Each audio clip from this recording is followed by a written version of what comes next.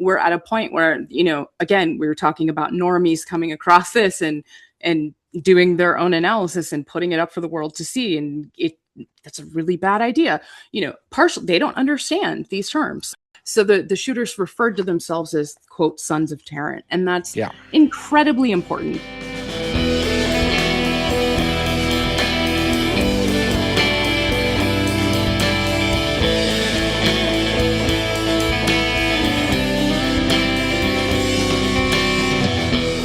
All right, and welcome to episode 145, divisible by 5 number. That's a fun time, of I Don't Speak German, a podcast of which usually I talk to my friend Jack about the worst people in the American far right, the American right-wing movement, American fascism, whatever we call these things. Usually he does the intros. I suck at this. He's much better, much more dry wit. Anyway, Jack could not be here with us today. We're kind of doing an emergency episode because there was a what do we call a mass casualty event that happened in San Diego earlier this week, and our good friend of the show, I hope we can call her that, MsEntropy, joining us once again to discuss a absolutely horrifying event, a mass shooting in San Diego at the largest mosque in the city.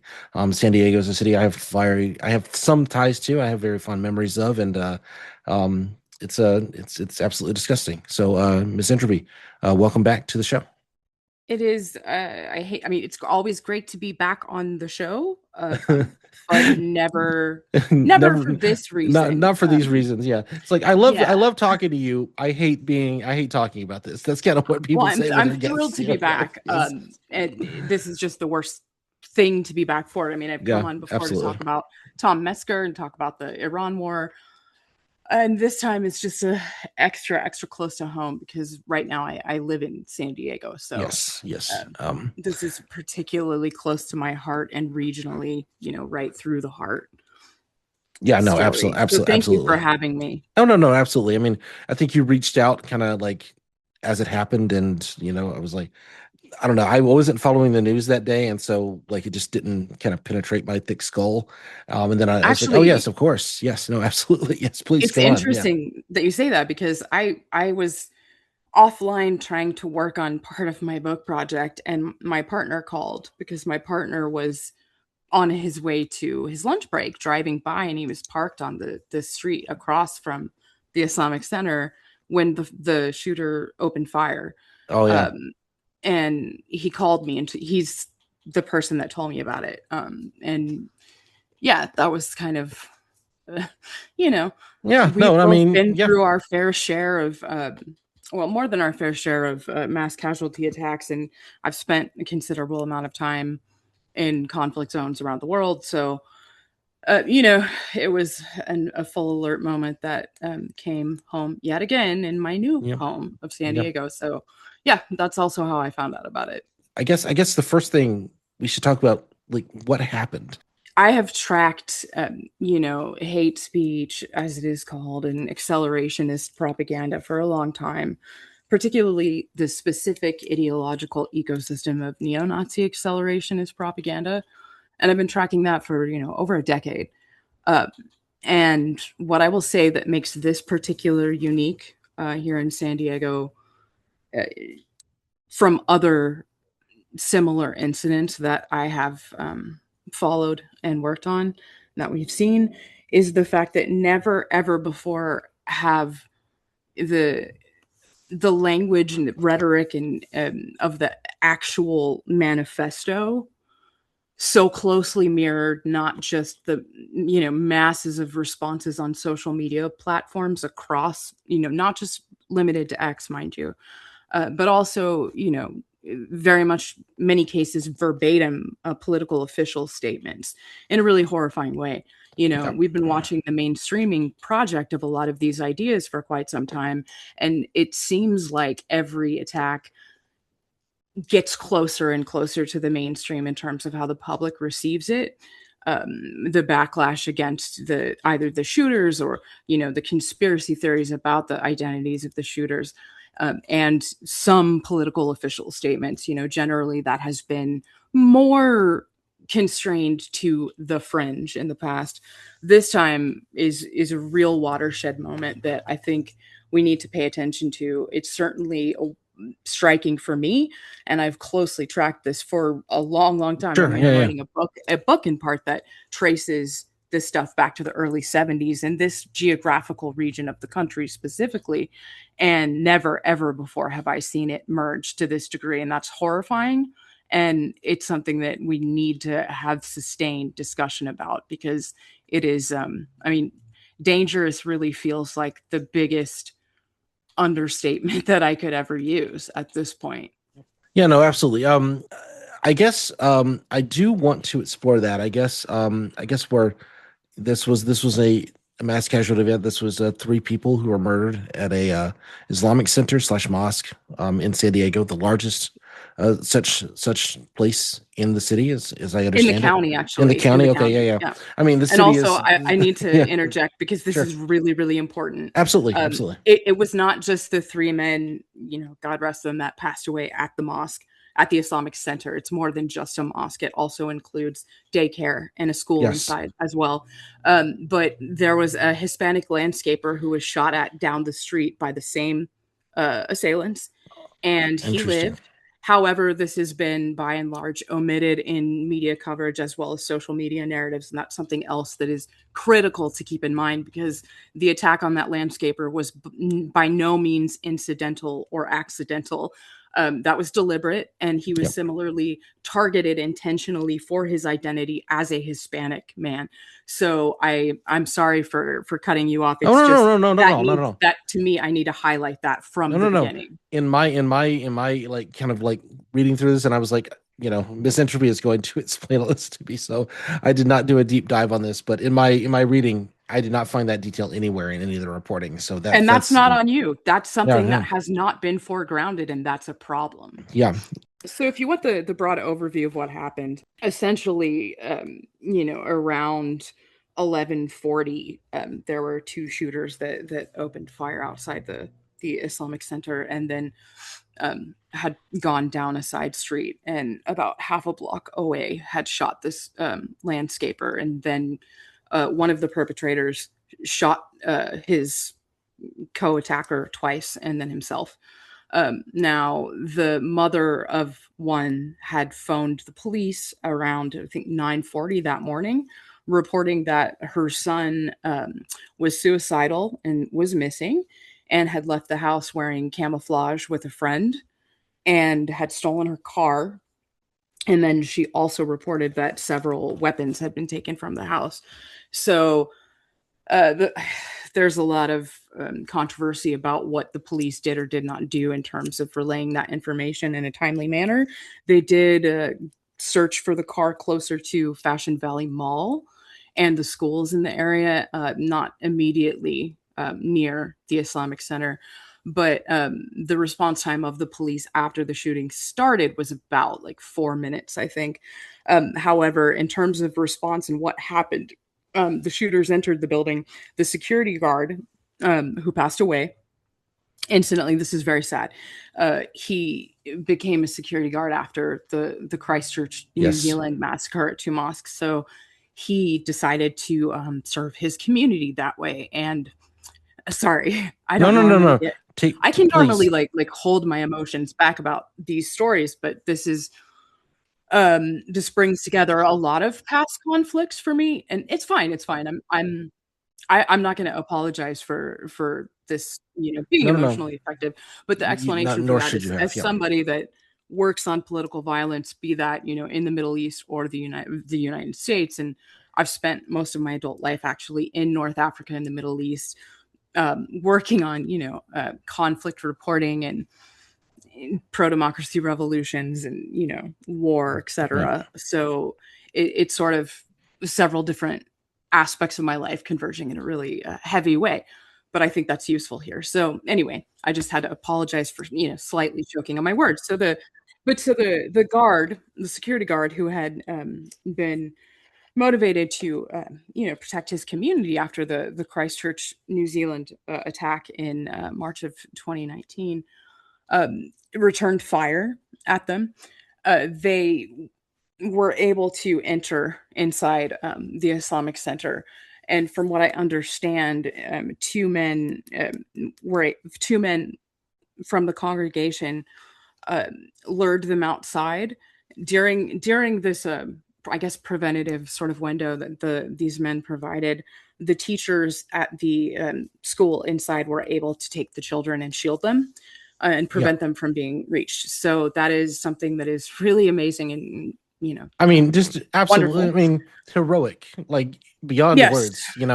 As heroic as anybody gets in like real life. As opposed to a And well, Hollywood movie. This let's is, also point yeah, out, I yeah, can't restrain myself from saying this because think it needs to be said. It stands in marked contrast to, say, the Uvalde police, for yes, example, during that absolutely, school shooting, absolutely, yeah, yeah, no, and yeah, it no, needs to be mentioned.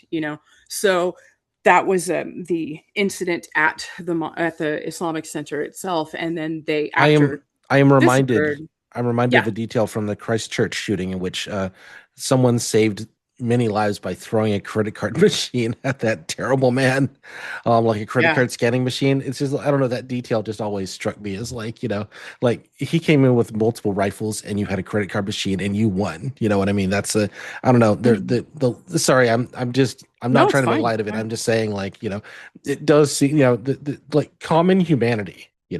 Sorry, I'm getting emotional myself, and I'm not, but like the common humanity that Don't you see from apologize for it. this, I mean, empathy is you something know, that is in short supply. It's yeah, being actively attacked by, one of the richest and most powerful human beings on the planet that owns a major social media platform. exactly, And yeah, I don't think there's anything wrong with you feeling emotional about, attacks yeah, against the marginalized communities that you're not a part of. That's fine.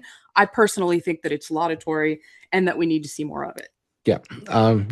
There's an old line, we don't cry at movies when people are sad, we cry at movies when people are good, and this is the thing where people were good, and that's just something Yes. that I feel very strongly about. Anyway, not to compare it to a movie again, I'm just like saying it's like something that even just reading the news coverage, I was like, I felt it. I felt like this is a I'm just trying to focus on the heroes for a moment, because this is a story that's just terrible beginning to end. Anyway, please continue. You have I think that more that's important things to completely say. Yes. laudable. Yeah. They actually were laid. There was the funeral prayers today were open to the public and the burial as well. Well, so for the three community members, and I think that that's something that is really beautiful. There was a vigil, also a community vigil at one of the nearby parks the other day as well. But I don't want to forget the Hispanic landscaper that has been erased from Absolutely. the coverage. I haven't even seen his name yet. Yeah, it's not Um, even. I have the Wikipedia page open, and it's not even on the Wikipedia page, which is usually fairly, comprehensive with these mhm. sorts of things. But yeah, there's not even a Yeah, mention. Yeah, there's not even a that mention of it. I'm not surprised at all. But so after they had, began the attack at the actual Islamic Center, they fled down a street, or across the street, like about half a block down, and fired at a landscaper.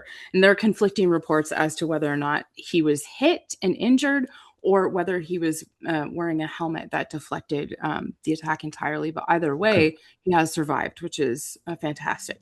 But so this is a mass casualty event, mass shooting, but there are more than the three victims that protected the kids at Absolutely, absolutely. the school. And so, And that I think person also deserves all of our appreciation for being a victim, et cetera, et cetera. I'm not in any way meaning to exclude that person from our oh, sure. empathy. Yeah, yeah, yeah, no, yeah. I think that it's important to emphasize that coverage has left this person out for reasons that I'll get back to. Sure, yeah, no, no, yeah. So that's pretty much your overview of what occurred. When authorities showed up, they located the vehicle and the shooters inside. There was a 17-year-old and a 19-year-old, and so those are the general contours of the story itself. We have a manifesto and we have a live stream, from what I Yes, understand. I have not seen the we live do. stream, but I have read the manifesto. I have the And live stream and the book, or the book, the it's manifesto, unfortunately. it's a terrible book. No one should read it. I read it, but I read it twice. But Well, it's the thing. one thing that I think is important to say about it, Sure, I've gone back and forth. My first analysis that I did online, social media platforms of it, I did not name it, sure. and I didn't show the cover. And not disseminating the text of these manifestos is something that experts in political violence and security generally recommend, or try to encourage people not to circulate them. However, of course, they're proliferating all over X. It's the genie's out of the bottle on that one. Um, so I probably will reference the title that they used because we sort of have to when we talk about the content. But the first things Yep. that I want to say about this particular document is it appears to be not, I don't want to say co-written. It was co-created by both of the shooters. Um, and it is, I've read basically all of these mass shooting manifestos. There's nothing original or unique No. about this particular document other than the fact that it's trash to and I'm not making light of any of this, to a hilarious extent as someone that swims in this crap all the time. It's full of long citations from previous shooters manifestos, whole scale plagiarized, mind you, and quotes that are attributed to them, also unfinished paragraphs. There are a couple occasions in which each shooter speaks in the first person and identifies himself. But it's unfinished. It's about 75, 76-ish pages. I can't recall off the top of my head long. But it's horrible. And it's, the fascist media system spaces are mocking them, which they mock everyone that They might. does this. It's part of their game, Yeah. but it's horrible. The only thing that is noteworthy about it is how absolutely trash it is. I think that's first and foremost what I would emphasize I've about it, had how uncreative. I've had people like ask me for this like kind of like more normie liberal progressive types like, oh no, I want to read it, I want to know what they say. And it's like, you don't. If you uh, anybody who knows how to find this stuff is not going to give it to you, Well, there's the something else that needs to be mentioned about that. sure. As far as normies, quote unquote, reading that's happening on because of sites like X, etc., Yeah. and the New York Post. But I want to make something extremely clear. This is a huge problem. I'm not trying to gatekeep in an elitist manner as a quote unquote expert, but quote unquote normies do not have the experience to get the references, Yeah.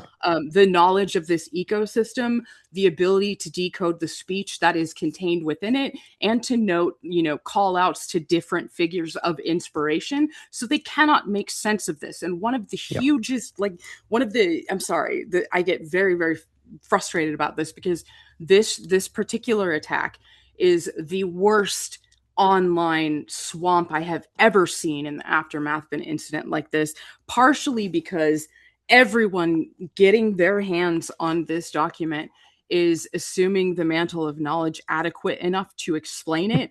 And as such, there are so many dangerous misconceptions proliferating in ways that unintentionally, even from those that are not meaning to spread propaganda, they are embracing and disseminating the very propaganda responses that attacks like this are intended to create, because Absolutely. they're reading this document not knowing what it is and then making wild assumptions in spaces most of the time where an algorithm rewards sensationalism and retractions do not get the same circulation. So this is being hijacked for different political ends all across the spectrum in horrifically counterproductive and dangerous ways. And I think that has to be Yeah. Yeah. foregrounded and emphasized strongly as well. Yeah, no, no. I mean, and of course, this goes back to at least 2019. I mean, certainly we run into this of like again,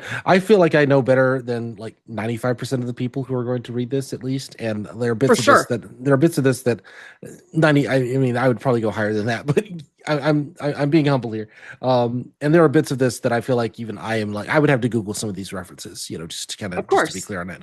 I mean, the And reality is like this kind of extremist ecosystem is evolving so quickly, yeah, with everything if else. you're not in it Yeah. every day, you're not in it. That's just kind of the reality of it. And you're very Yeah, lucky, and you should maybe meditate on the luck that you don't have to right. breathe this garbage every day in and out all of the time, and maybe let those of us who have to help you out because we would like it to stop. Right. No, absolutely.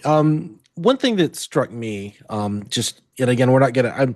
You could get into the details if you like, but without like spreading it, it does seem to be like a document that was created and then basically just a cut and paste job of like two separate manifestos in different fonts and different structures and different like they repeat themselves, but they also disagree with each other in places. I don't know. I found myself kind of fascinated with the manifesto in like that sense, and that you know, Yes. it's also I think this is something you mentioned to me, is that this is a two-person mass shooting of this Mhm. type, which seems Yes. in my I don't know, you know better than I do. This seems pretty unique to me that it's two, particularly from Yes this and no. kind of yeah okay. So would you mind expanding on that if you find that Sure. I interesting? mean, Yeah. I will say that there are two aspects of this particular attack that you are seeing circulated in media accounts that, sort of portray it as being unprecedented to various degrees, that they were minors and that it was a pair. And while typically these mass shootings are done by a singular individual, I would say the first thing to keep in mind is that very often you don't just have the individual themselves being the sole perpetrator. They have Right. friends Absolutely. that help them, accumulate weapons, etc., whether on or offline, many times on, offline. But also, and this will, I don't want to go too far off course because this is like a whole different genre, subgenre, I guess you could say, of violence. But if you look at the Columbine shooters and the mass shooting fan clubs Right. out there in the world, um, the and we'll have to explain what this next thing I'm going to say means. So the siege pill crew, like the siege subculture crew, um, IDSG did venerates school IDSG did shooters. two whole episodes, 28 and Yeah, 29. I have those numbers. I You know. can go I'm back and speaking listen to for the that. audience, right? Like the veneration of like mass shooters in general among that subculture, um, might be, I don't know for sure. I don't think anyone does at this point, but the veneration of mass shooters and school shooters within the siege subculture in the first place, it means that you're going to come across the Columbine fans. Yeah. That's another stream that feeds into this. So in that sense, it's not completely unprecedented. There have been interventions, I will say, in pair mass shootings before, so that's really not particularly new. My experience is like so much of this is like online generated. Like you're right that it's not like an individual like just decided to do something. There's a subculture like actively generating these people, right? But usually that's like one, I use the word kid not to be like not to excuse them of their things, but typically it's an 18-year-old or 20-year-old kid who has access to a heavy firearm, who goes off and does something violent and stupid and racist because they're engaged in this online community.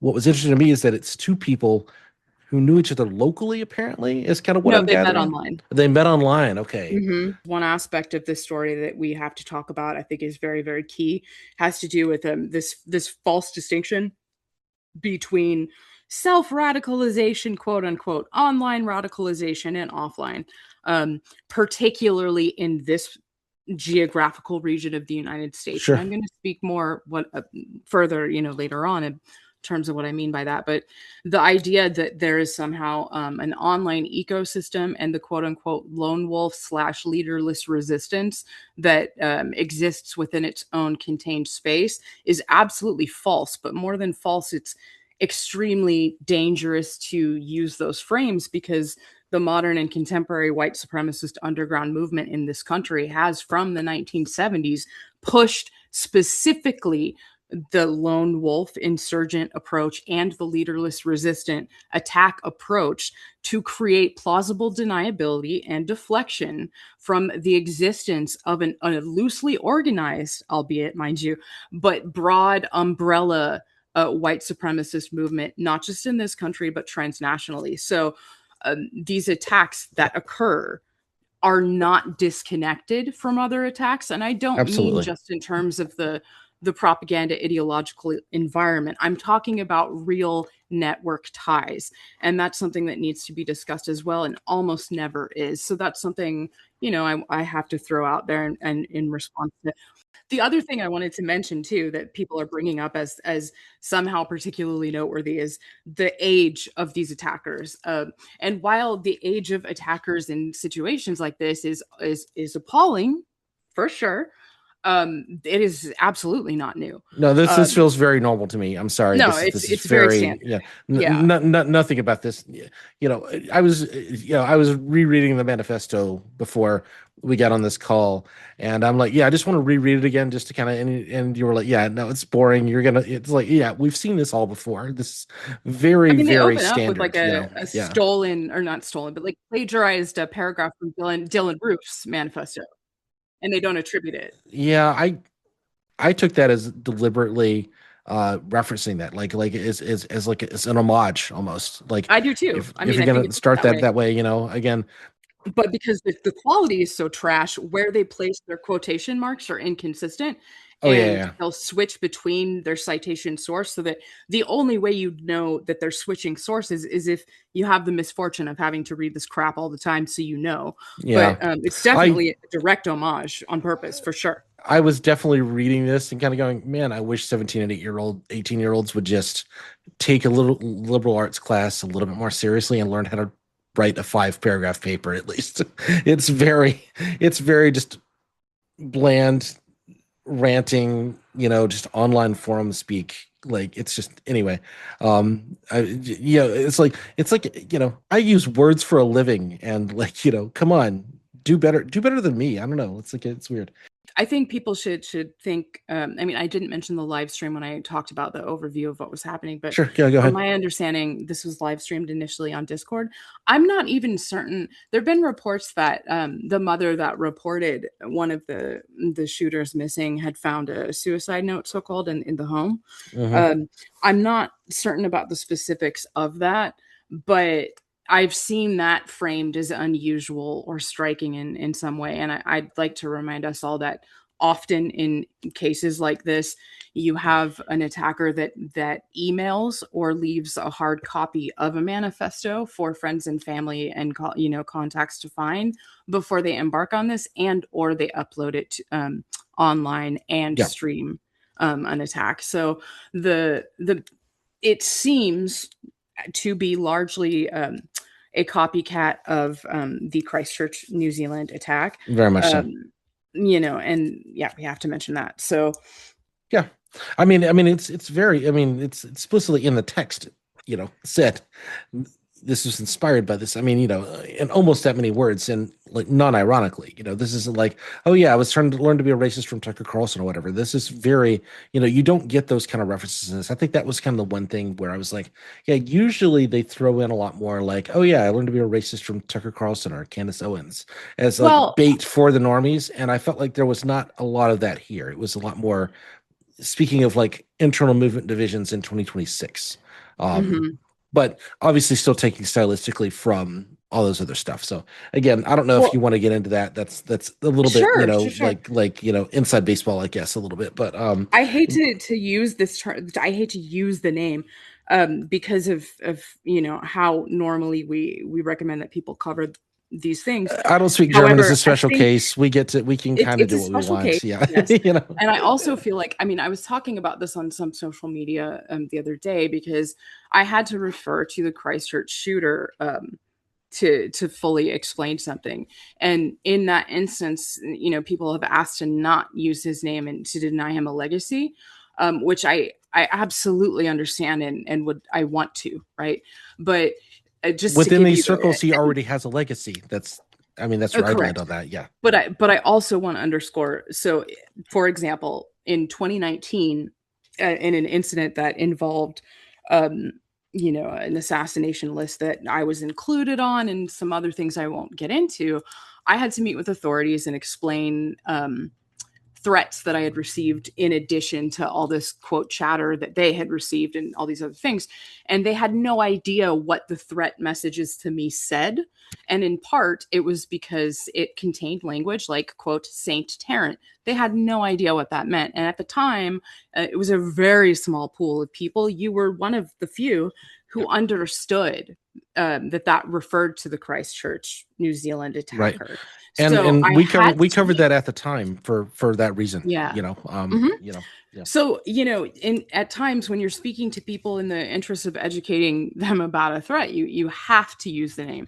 And we're now, because of social media responses and media, mainstream media, in many cases, in my opinion, malpractice, we're at a point where, again, we were talking about normies coming across this and doing their own analysis and putting it up for the world to see. And that's a really bad idea. Partially, they don't understand these terms. So, we're sort of forced into the situation where I feel like I have to. So the shooters referred to themselves as, quote, sons of Tarrant. And that's Yeah. incredibly important because, like you were pointing out, previous manifestos, such as the Christchurch shooters, referenced more mainstream figures, sure.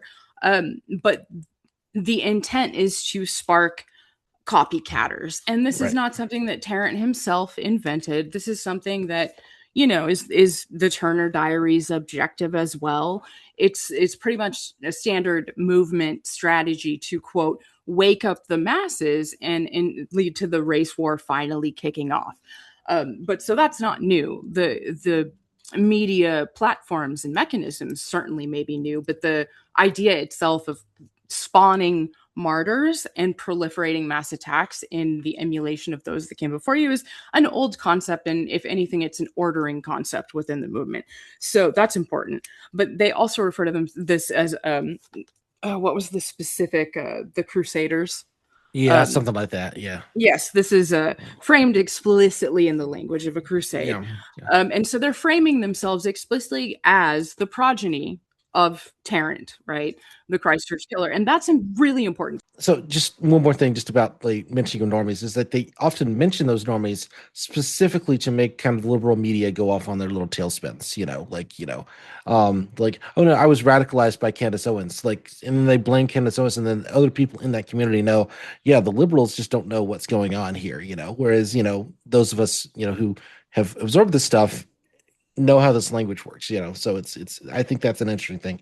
I would agree with you with a caveat. I think it's important to Sure. bring up the fact that and I don't attribute this to their ages whatsoever. They were far less sophisticated than Oh yeah, yeah. other No. analogous This one is attacks. much less. I was particularly referring to to the Tarrant one. Sure.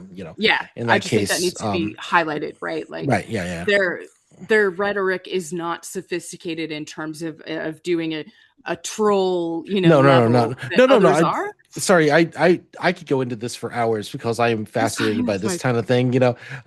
Is that like the internal movement division is like now it's like they're not arguing with liberals anymore. It's like Nazis, like the Nazis are the normies now, and the accelerationists are the real heroes that are in their minds. You know what I mean? Like they're not even arguing with the conservatives. They're not even arguing with the MAGA types anymore. It's now like Nick Fuentes is like the normie in their mind is kind of where I land on like kind of reading the manifesto. It's just a fascinating division, and I've been noticing that in terms of just the way that like the media covers these things because Nick Fuentes is Yeah. arguably a normie to like it's just I don't know. This is my obsession right now is like understanding how these media apparati work. Anyway, but yeah, no, I just wanted to highlight that. I just wanted to I think mention that that just to brings up a really, really interesting point go and ahead. kind of Yep. segues into something else that I think we should talk about.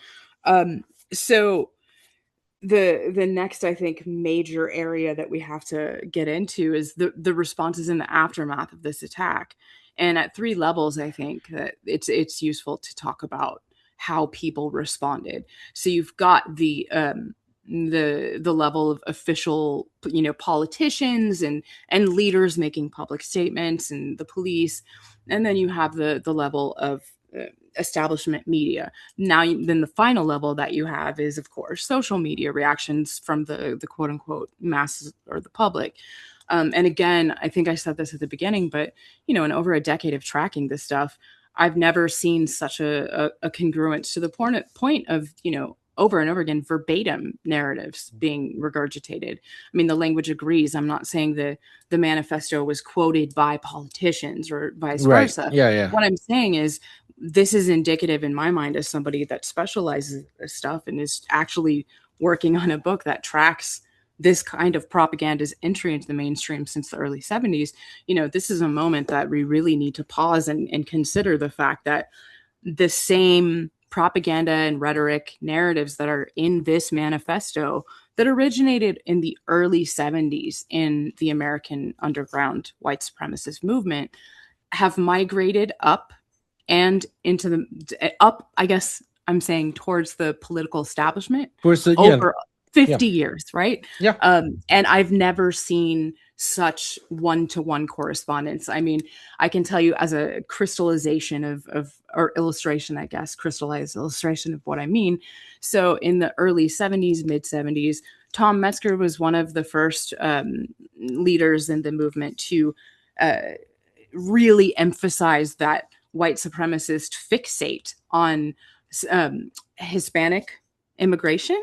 Yep. And specifically, he broke with David Duke over this issue in the mid 70s because David Duke did not see it as particularly useful. And Metzger really, really harped on the need to reframe this as, quote, illegal invaders that were attacking American sovereignty. Now, at the time, that was fringe rhetoric Yeah. for the establishment GOP.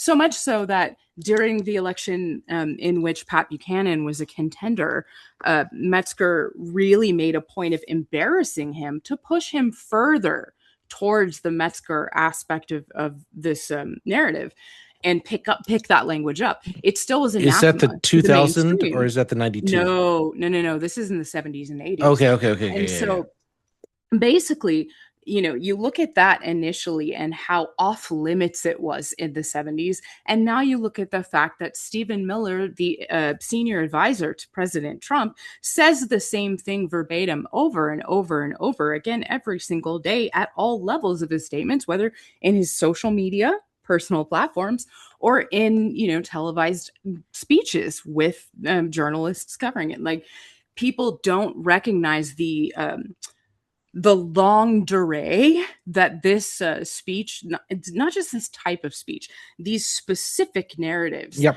have been seeded and taking off. Not just, this is a big problem, and I know a lot of people will get mad at me for saying it, and I do not care. Trump rode this kind of bigotry and hatred to office in a cynical manner. He did not start it. He absolutely No. embraced it and exploited it, however. And the thing is, getting rid of Trump does not solve this problem. He is not like the fact that this happened is not because Trump uses racist terms all the time and has Right. racist policies. Trump is able to have those policies because there's a significant part of the population that was amenable to those calls. I want to make one point real quick because this also comes up time and time again in social media conversations and also mainstream Sure. conversations about how could someone, be anti-Trump and but yet be like right wing or attack him. Like, how could somebody want to assassinate him from the right? And people need to understand that this dynamic, white supremacists and this whole ilk, right? When Trump was running, they were skeptical from the beginning, in part because of his daughter and his son-in-law, their ties to Yep. Israel. Hmm. And they said he's useful to us, but we're going to use him the way that he's using us. Now, the problem with that, as you see now with the splintering of the Republican Party, the Massey loss, I think yesterday, for example, is that when you try to use a monster, I hate to use this term because it's straight out of Julius Evola, but riding the tiger is a problem because you're going to lose control of it. And this is what we're looking at right now. So you have Nick Fuentes, who a couple years ago was seen as the fringe, a Nazi groyper, etc., right? And now is being is certainly far more to the mainstream. There's an outflanking from the fringe, is what I mean to say. And it's the same forces that Trump cynically, pandered to in his initial run. and they supported him just as cynically but also skeptically. So people need to understand when it comes to the issue of Israel and the president and the Nazi arguments, right? Is it's not as straightforward as, oh, Trump is a Nazi. Okay, Yeah. he's not a Nazi because he supports Israel. There's more of a dynamic that is complex about who is using who and where particular interests overlap and intersect than most people are aware of. Yeah. Yeah. And Yeah. you need to be, even though it's not as convenient for, the whole GOP is the Nazi party and the Democrats are never racist, which is absurd if you are realistic enough to be somewhat nuanced. That I have to point that out. I'm sorry. Oh, no, no, no, no, So absolutely. I mean, I don't think I think you're preaching to the choir a bit for the I don't speak German audience. I think we've been doing that, for the last 7 years. But um I uh will always do that no, no, regardless no, of no, what, no, no, no, no. It's a it's a great reminder, I think, to thing to do. myself I too, agree. I completely agree. Yeah, no, our in our last episode, which I don't think you listened to, was we talked about the SPLC indictment and all that sort of thing, and how the right wing responded to it. And in part, I included a like 90-second clip of Matt Walsh, the completely mainstream conservative influencer, literally using language taken directly from things that could have been said about from the Daily Show 2 days after Heather Heyer's Mhm. murder. He's literally using the exact same talking points. I And mean, and that's so, that's really what horrifies me. I mean, yeah, we've no, got the this is, guy I mean, basically running immigration policy and has Trump's ear, using verbatim the same talking points and yeah, agenda yeah. plans as a former leader of the Klan. That's an issue. So yeah, I think the there's several things with the responses to this attack that have to be discussed. At the first level of political officials and the upper echelons of power, JD Vance didn't make a statement the first day. He said he hadn't Mm, heard of it the first day. There's that. There's also the FBI director Patel made a statement that was very bland, like very general, very bland about religious freedom, not specifically about Islamophobia. right. So you have that sort of bland range or not saying anything. You also have a lot of the elected officials who have been part of the Sharia free America caucus or pack or whatever they're doing, the caucus that they put together I think a couple of years ago. But their responses have been basically, yeah, this should never happen, and also let's talk about Islamic extremism. So really really really bald and disgusting victim blaming, and at the other side of the mouth of condemnation, and that I just want to set aside for a moment. And then you have, I would put this in the, I would rank this result up more with the political establishment than social media actors, despite the fact that Laura Loomer is a social media personality. However, she's got a desk at the Pentagon and she is one of the president's closest advisors. I mean, So do I you think need to say anything more about like yes, extremism? Extremism is a word I we don't really do like, actually. but We that do. you We know, do. Laura Loomer has a desk at the Pentagon. This is all mainstream now. That's all I was going to say. Yes. But yes, But so Laura Loomer came out and said, I don't feel bad. I'm not going to feel bad. And then she said that the FBI should investigate everybody affiliated with that mosque and center as a terrorist. And this is immediately in the aftermath. She also said that for Muslims' own safety and well being, that every Muslim in this country needs to be deported, which again is a really, really which I mean transparently that's disingenuous and hateful it's point. eliminationist rhetoric. This is literally like send them all back to Yes. Africa, like sort of thing. Well, more than that, I want to point out that Sure, like sure. this is a mirror of exactly what ISIS, in their own words, articulated as an objective for launching attacks in the West. These are meant to polarize the population among one another in different identitarian groups, to where any space of overlap and coexistence. I mean, this is called the gray zone in ISIS's own words about it.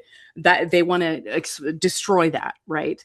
So Right. Laura Loomer is actively helping the agenda of groups like ISIS, and for that matter, it needs to be pointed out explicitly that neo-Nazi accelerationists have the same agenda, work towards the same ends. It's all about increasing polarization through attacks to the point that everyone will be driven to either essentially die, or leave the place that they are, and we won't have any spaces of pluralistic coexistence and democratic civil society. that is multi-ethnic and pluralistic is really Yeah, upsetting.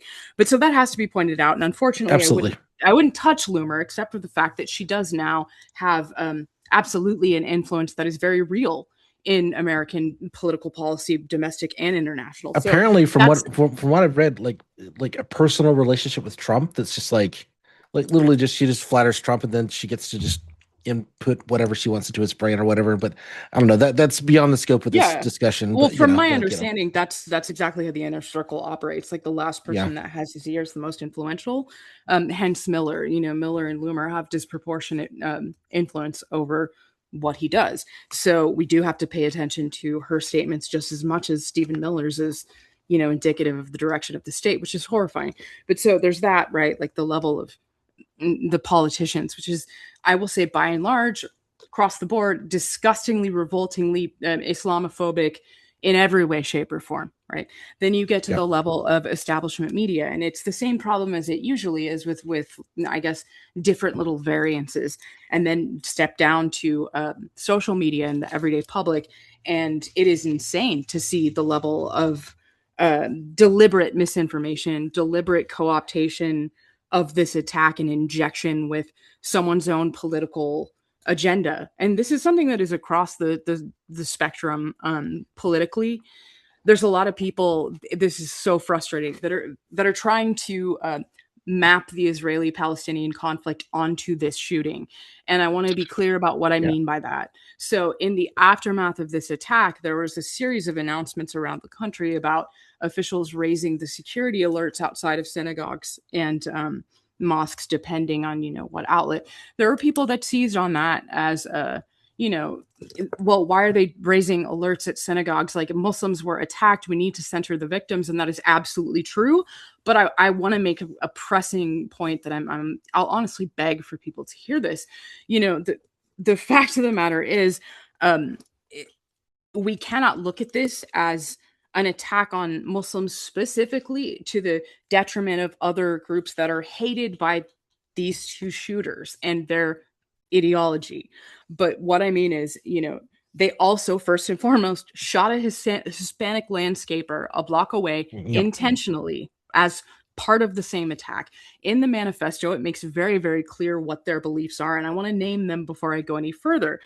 They make it very clear that they are neo-Nazi accelerationists, which your audience knows very well what that means, and that they view the Jews ultimately as at the root of all evils. However, the Jews do their work destroying white civilization, so goes this idea, through the use of tools that are these other marginalized groups, be they queer, trans, Latin American, liberal women, black Leftist. folks, etc. Right? So, like anyone that is outside the scope of the white ethno state as they conceive it, and that's really important because they're not just Muslims have a ridiculous amount of institutionalized Islamophobia to contend with in this country. It is policy to be Islamophobic. That has been the case since, pre-war on terror, but exacerbated exponentially in its wake. This is getting even worse in the aftermath of the Iran war or non-war, however you choose to see it. But the fact of the matter is that institutionalized Islamophobia makes Muslims soft targets in terms of how political violence is enacted. They are easier to get to, all right? That doesn't mean that they were not the ultimate target. That is the intersection, I guess, if you will, between this ideology and who it hates and who got hit at this attack.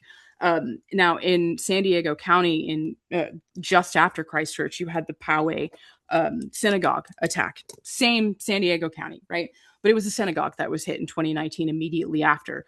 What people do not remember about that attack is that the attacker simultaneously, or a couple days before, I believe, had attacked a mosque nearby with vandalism, graffiti, and arson. And oftentimes, attacks on Islamic centers and synagogues do go hand in hand, specifically because this this ecosystem sees both groups as enemies, right? It's just that they elevate. I mean, I don't want to say elevate, but they see, the Muslims as a tool of the Jews. It doesn't mean that like they Ultimately, like the Jews are both. in control, and they're just using the Muslims. Sorry, I hate to use this language, but it's I'm a sweet I German. We know. get to, the Jews are in control. They're puppet masters controlling the blacks and the Muslims and the Hispanics. They use a different language for that Yes. And we need against to the be white very people. clear. Yeah, and This this is is this is what is it's very clear in this invoked when you manifesto. It's speak the very language of clear.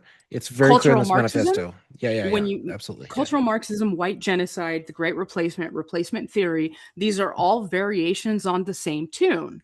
And the same tune is the Jews are using X group to destroy white civilization by flooding the borders and replacing us. All right. And that can be the globalists are using leftist women and Democrats to flood the border with refugees. It's yep, it's euphemistic language that you look at the neo-Nazis and they just say it differently. But so great replacement, white genocide, replacement theory, um, cultural Marxism, it's the same thing, same package. And it's just evolved into different euphemistic sort of registers over time.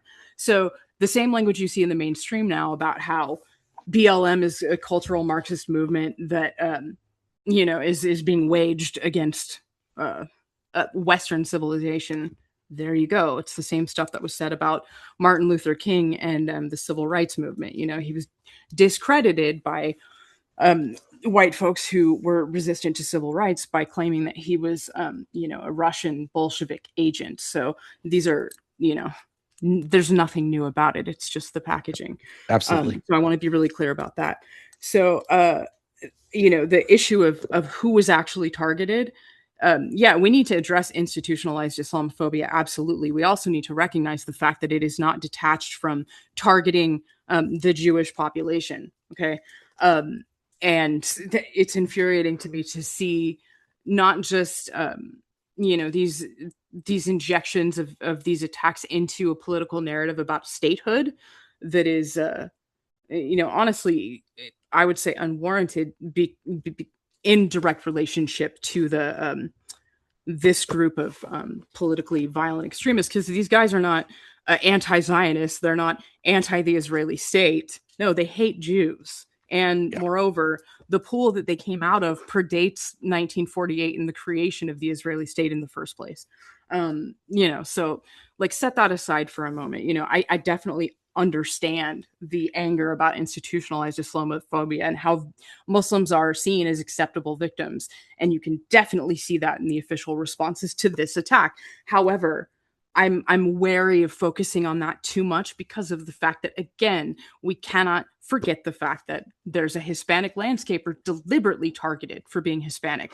His group of Latin American immigrants is named in the manifesto as a yep. target for elimination. Several That times, cannot be several detached. times, several Yes, times. that Yes. can, and that cannot be. That was also the case of the manifesto that Tarrant wrote in Yep. Christchurch. The same thing was pointed out, and again, it dates to the early '70s. Tom Metzger was coining, I guess you could say, this language.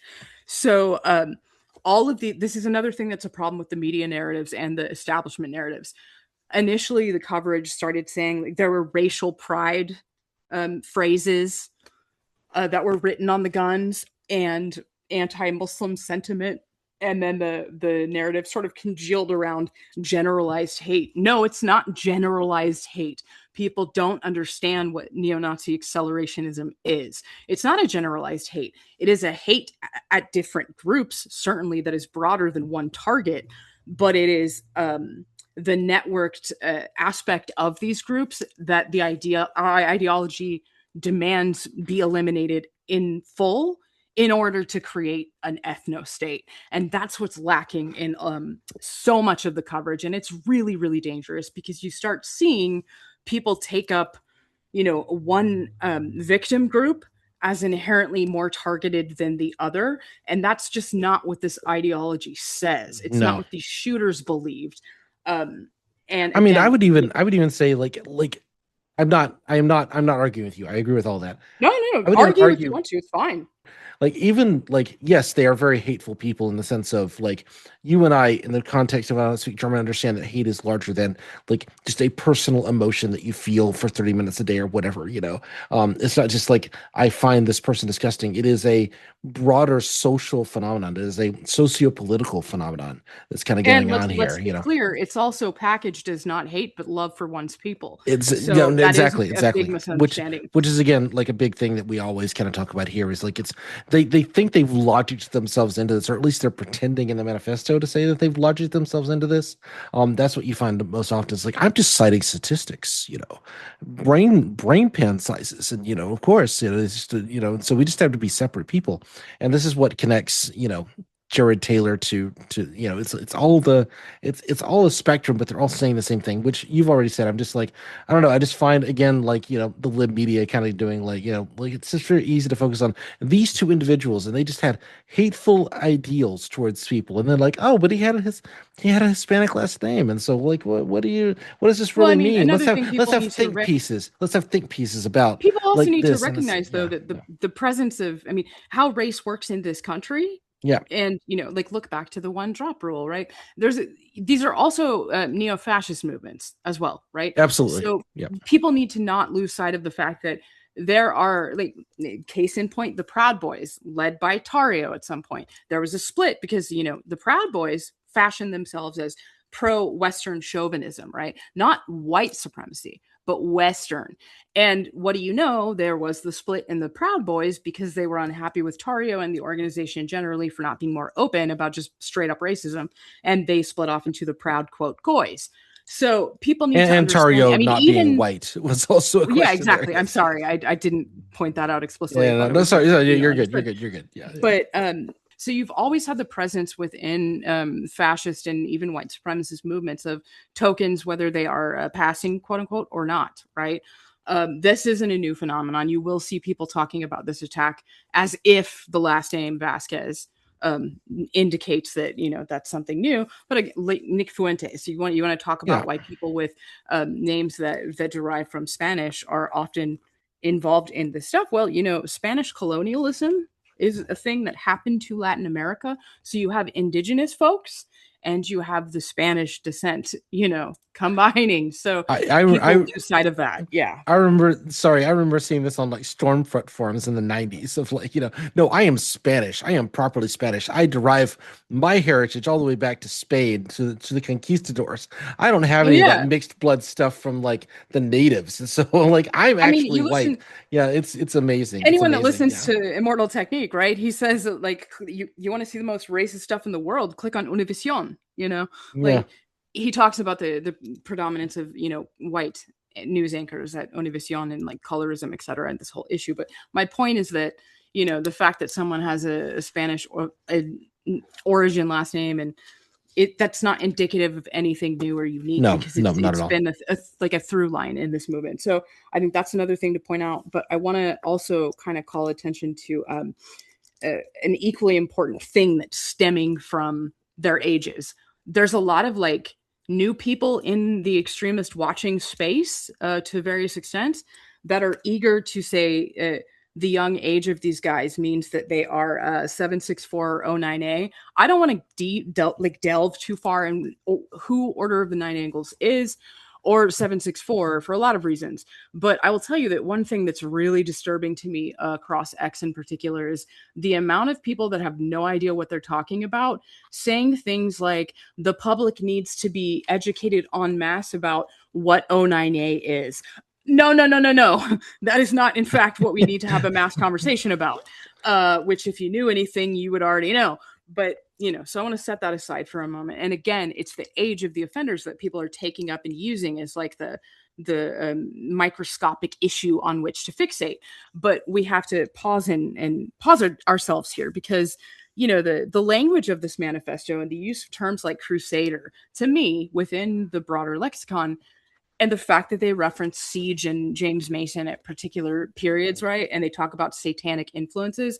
I don't think this is O9A. I don't think it's 764. I think it's very evidently identity Christianity aligned accelerationist neo-Nazis. I think that's really evident if you have a background in this. Um, So I And want to a to certain degree, pinpoint you that at can't all. like, I don't know, like I agree with you again. Like I think to a certain degree, like you can't take their like self descriptions as like anything real. I mean, these are teenagers, like I think you brain can poisoned read with them like, as vectors of possibility. absolutely. No, I agree with that. I agree with that. I'm just like, I again, I'm wouldn't dismiss speaking them to the entirely. hypothetical liberal journalist listening to this, like, Yeah, like you can't like take that, like, I mean, one of them calls himself an eco-fascist. Like, yeah, no, yeah, I mean, no, not really. I mean, I was actually surprised that Fight Club didn't get mentioned more in the manifesto. he referred to himself specifically as an eco-fascist as well as a third positionist. Yes. Now, what stops my heart when I read that is I'm like, oh, eco-fascist, James Mason, third positionist, everything else. Well, you know what? Who was the granddaddy of these things? Even making Mason relevant when no one else in the movement would have him after the A&P and Rockwell's assassination. Tom Metzger. Tom Metzger living here in Fallbrook and Hemet and pioneering so much of this crap. Like Tom Metzger was a third positionist, talked about the stuff. He considered himself an eco-fascist.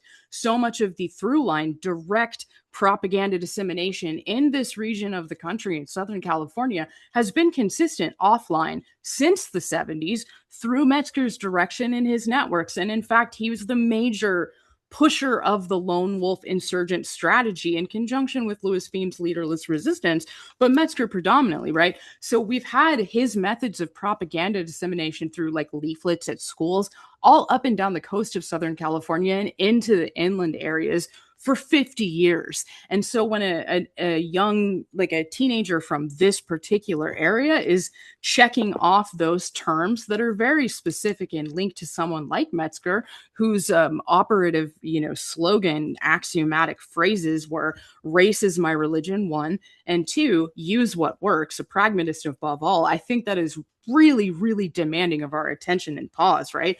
Do I think Yep. these kids are like sophisticated intellectual consumers of the literature of the movement? Of course not. They're 17 and 19. It doesn't mean they're stupid, but those indicators are, in my opinion, much more important than just like something they threw out. It shows you what aspects of the fascist media ecosystem they're swimming in. And that is really significant to me. Furthermore, I think that it leads us away from a conclusion they're possibly like more O9A. I mean, there's just not enough mass understanding of what O9A is for us to go into this, nor do I want to for reasons that Yeah, yeah, yeah. responsibility. And I'm Yeah, sorry yeah. for like puking all of that out, but I think it is critical. Yeah, no, we did do a two-parter of about Metzger back in the day, And I also came on 2020. for one of them. Oh, okay, yeah, yeah. Sorry, I often forget No, like no who guessed worries. on what. I came on But for like yeah, your third one. yeah, Yeah. we did a two-parter, which is mostly about like his use of technology back in the Mhm. 80s, Yeah. And it feeds right into this. and Yes. then about how Mhm. Louis Theroux completely failed in doing his Yeah, documentary. and we followed that up in my interview because, like, yeah, Louis Theroux failed, yes, in a lot of ways, but also like Metzger at that point in his life was so. I mean, he'd been like this since like the 90s. I would say he was happy to be written off as a clown because Yep. Metzger really loved to be underestimated, and so mocking him in public was fine with him because it let him get away with more insidious shit behind the scenes. And unfortunately, I've it's funny because I've heard this from people that were close to Metzger and other people that watch the space. And I hate the way it's going to come out because it's just so gross to say and realize. But I'm probably one of the people on the planet that understands how that man's mind worked better than like You, 99.999% of people. you know it better than I do. Hate it. I know him from television appearances and like his, I know him because I know it because I follow this stuff.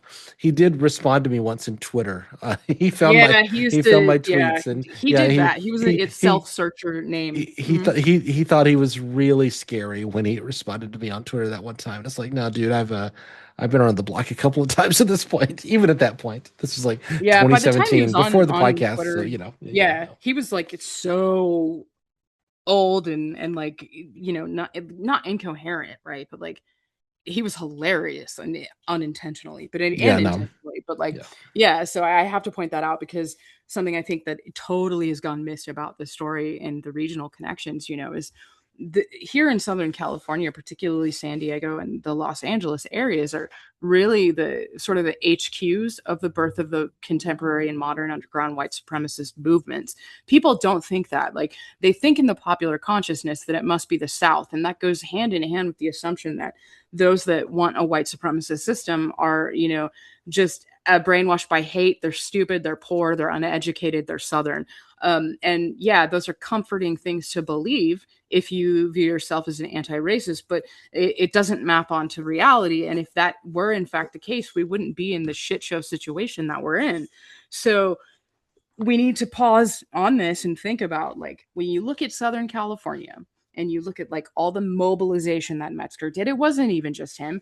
Identity Christianity flourished here and really took off, right? Yep. From the time it came over from Anglo-Israeli theology, from Britain, but also like the early phases of the tax protester movement, the Posse Comitatus and the Rangers and the border watch organizations and things like that, even to Goldwater and Wallace and the Bircher Society and Wasn't Reagan wasn't out what? here. Sorry, I may be misremembering this detail. Wasn't Duke's Clan Watch based around there, or That was that in wasn't Duke's. Texas?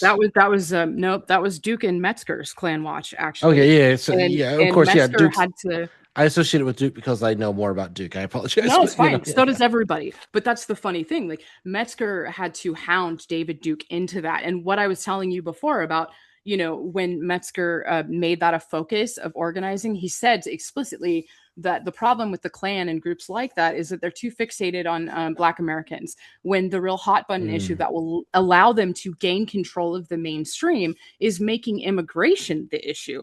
So he badgered Duke into doing the Klan border volunteer, and that's a whole nother thing that I won't get us sidetracked.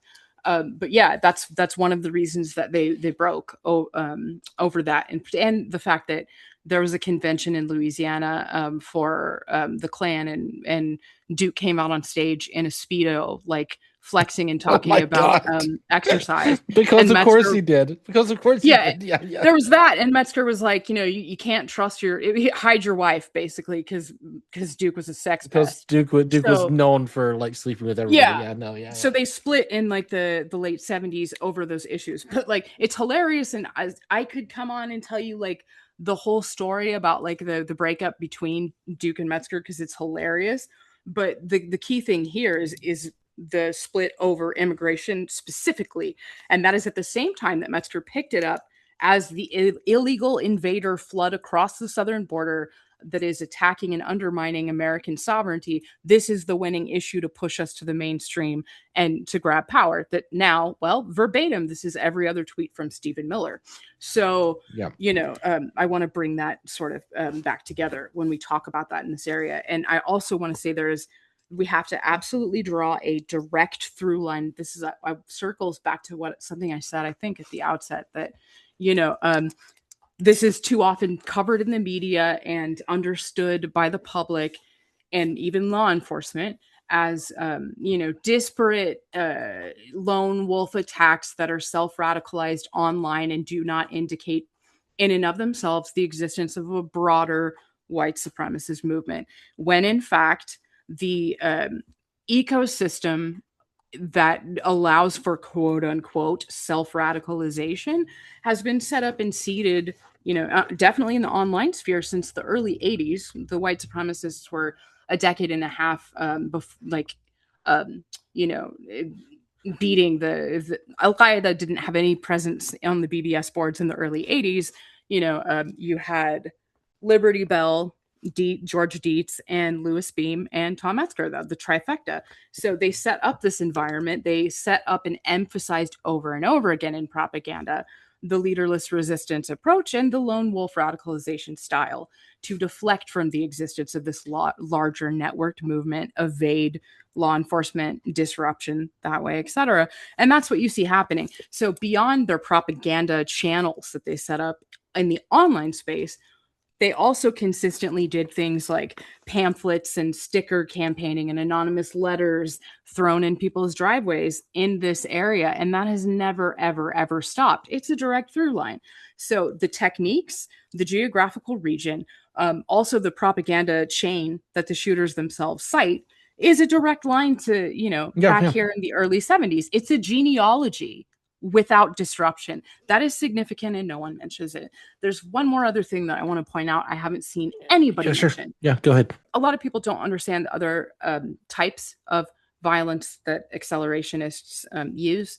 Like the attacks on the power grid, arson, etc. Basically, anything that would accelerate the collapse of the quote unquote system and create a situation lacking social security, not the program, right? But like the Yeah. socially secure society to the extent that you can come in and build your ethno state upon the ashes. That's like the underlying philosophy of accelerationism. It can Well, be it's the day of the rope, right? It's like one yeah, day but we're all that's gonna that's all the those bad people. We're just gonna hang out at the end of nooses, and then we yeah. build a better society afterwards. It's like the Nazi version of the rapture, right? But I mean, like, in identity Christianity, right? Like Jesus wants a race war, so it is like Yeah, the same thing. exactly. But Yeah, the key here is accelerationism doesn't have to be neo-Nazi in orientation. That's just the right. concept of trying to hasten the destruction of the system, and you can build the next glorious thing after that. But this specifically, what we are talking about in this attack is neo-Nazi accelerationism.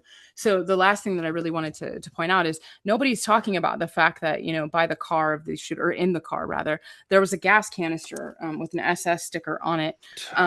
And I just want to bring this up because we were driving down from Riverside a couple of weeks ago, and there had been a string of arsons or like quote unquote wildfires off the sides of two freeways that intersected, but very clearly set intentionally. It was down in the Bonsall Fallbrook area of the county, and someone had clearly driven by down two stretches of separate freeways, throwing incendiary devices out a car window, and they had taken off, and they were put out fairly quickly. But that I guess you would say is emblematic of accelerationist type violence. That is not a mass casualty attack on a center like the Islamic Right. Center and the Hispanic Landscaper. There's also all kinds of other micro level, destabilization and attacks on, non-lethal attacks, you could say, like data centers and power grids that are equally involved in this kind of strategic approach to bringing down the system. The martyrdom producing attacks, like people are also talking about how it's weird that they committed suicide, and it's really not that weird for this No, particular movement. it's not. And that's, a big part of that is the production of martyrs is very central in terms of motivating like the next attackers. So, I do also want to add that you've got the visible, often ending in death, whether death by cop or whether suicide by cop or suicide by, you know, Yeah. perpetrator slash co-perpetrator. You also have this over and over and over again, accompanied by minor attacks that people do not claim credit for, but nonetheless contribute to the same agenda, especially in a polarized climate like this, where any crime or attack that we don't know definitively, and even those that we do, are going to be taken up by anybody with a political agenda, labeled as a false flag, right? And twisted for their own narrative polarization. So, unfortunately, all that is to say is that this has paid off quite well over time, and we need to be incredibly aware of what we're looking at. So, I'm not suggesting that the shooters that did this attack are responsible for the arsons a few weeks ago here. But what I am saying is when you are attentive to how a lone wolf strategy operates within the umbrella of loosely disconnected actors as a specific approach that allows for, deflection and disassembling from a networked movement, these are things to be aware of, and these are things that are indicative of a broader presence than people are normally comfortable admitting when it comes to the topic of so-called progressive Southern California. I mean, after all, Blaze Bernstein was killed by Adam Woffin's Sam Woodward in I think it was Orange County, Southern California. Yeah. Again, there's a big presence here consistently, and there has been since the 70s. And this is something that the public is completely unaware of. It needs to be, because it really is HQ and ground zero for what's happening across the country. Yeah, no, I agree. I mean, there's always like regional components and they shape in different ways. But I think what I've learned from this conversation more than anything is a major media organization should be paying you a consultant's fee weekly to help them That's out with these things. That's very kind. I mean, I will say one thing for reporters that are listening.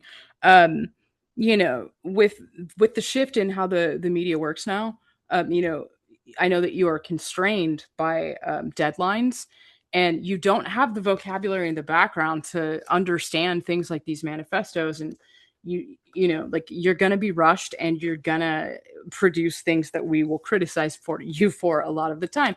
Um, and to my fellow researchers, academics, whatever, like think tankers, it's our job Weirdos with the to podcast, weirdos with the podcast. yeah, That's I what I mean, am. Yeah. it's our job to do the heavy lifting to a certain extent for journalists that don't have the time to become conversant. They need to be reaching out to us, but like they have a job to do in educating the public that will allow us to pressure law enforcement, because both law enforcement, I'm not going to get into the argument about complicity in a lot of these that is out there, right? Like, Yeah, yeah. but let's assume that politicians and law enforcement and the public don't know what's going on. Well, the journalists have the responsibility to educate so the public in turn can, levy pressure against those groups. And so those of us that are working on this phenomenon need to be willing to help journalists out. Journalists need to reach out to us. Don't skim Twitter and think that because somebody has 500,000 followers on Twitter that like their analysis of this manifesto is worth anything, because very No, often it's actually dangerous. So we need to both be more helpful towards them. They need to reach out for us. So I'm saying, hit me up, I'll help you on background. It's not about like getting a quotation. It's about preventing and stopping and educating. So please hit me up, I will do whatever I can to help you out. absolutely. I've always had like an open book and like an open door policy for people, researchers, academics, grad students, journalists, whoever wants to reach out to me. I am generally like, if you want to give me an honorarium, I'm happy to take $50 or whatever. But I don't, I mean, I've gotten that a handful of times. It's like, oh go to yeah, my PayPal. I'm yeah, broke. I could use yeah, it. I know. You know, Subscribe to my Patreon. That's all I really yeah, ask. $1 a please. month, you get all the bonus. We don't even produce that much bonus content. It's really just thank you for doing your research. It's fine. Yeah. Anyway, um, Ms. Entropy, do you have anything else to say to us before I'm we sorry wrap for up here? talking so long. Oh no, not at all. I think this has been it has been. I mean, for me, this has been a fun conversation. It's dark as it is. It's really nice to get to hear somebody else who has gone through the shit the same way, and even Yeah. in worse ways. In some ways, I don't know. Like you and I, we Eh, cover different things, but like It's all, it is what it is, it is what it like is. solidarity, like Yeah. traumatic experiences need not be identical to be sources of mutual support, in my opinion. So, No, absolutely.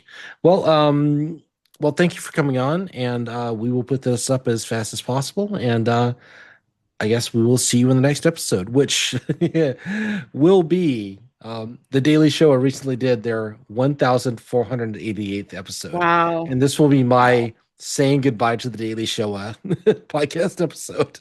So I haven't even listened to it yet. I need to listen to it. I'm doing this instead. But so that will be the next I Don't Speak German. So thank you, Miss Entropy, for being Always great here. to be And here. Thank you. you're welcome back Thank anytime. you for caring about this story. Of course, Thank of you. course, of course.